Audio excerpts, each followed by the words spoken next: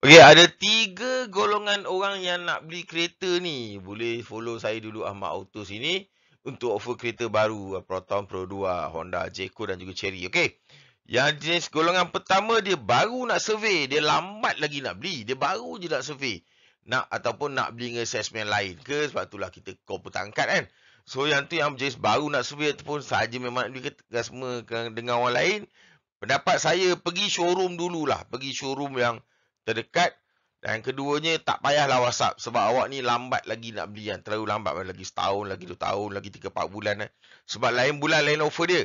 Tengok website dan Telegram ataupun tunggu live TikTok kita. Tak perlulah nak WhatsApp, tanya bagai sebab awak je saja nak survey.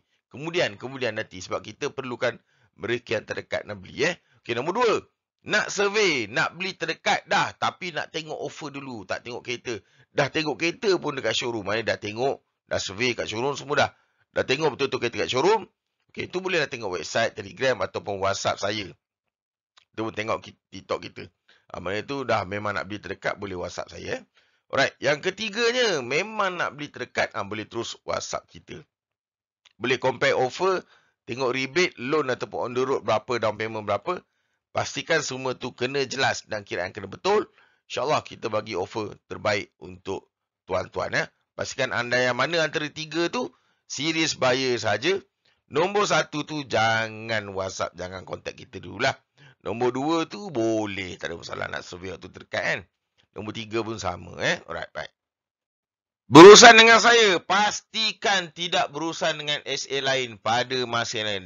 Jangan berurusan dengan salesman lain pada masa yang sama.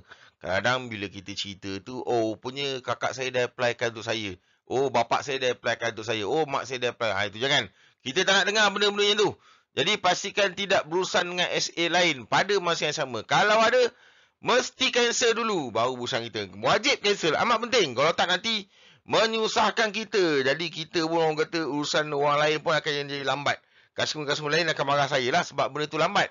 Lepas tu kita pun dah tak boleh nak sambil loan sebab dah masuk dalam sistem yang lain. Kalau ada, mesti wajib cancel dulu. Tak kira lah bapak ke, abang ke, kakak dah applykan ke, tu kita tak nak dengar semua alasan. Pastikan mesti cancel dulu baru urusan dengan kita. Pastikan tidak berurusan dengan SA lain pada masa yang sama atau sebelum ni kena cancel. Wajib cancel kan, mesti cancel kan.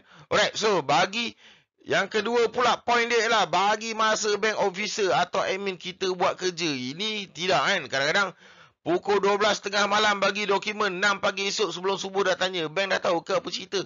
Ini orang kata dipanggil tengin. Ini yang masalah besar ni. Kita tak naklah dengar macam tu. Logik sikit bang. Kena bagi bank buat kerja. Bagi diorang Apple time tu buat kerja lah.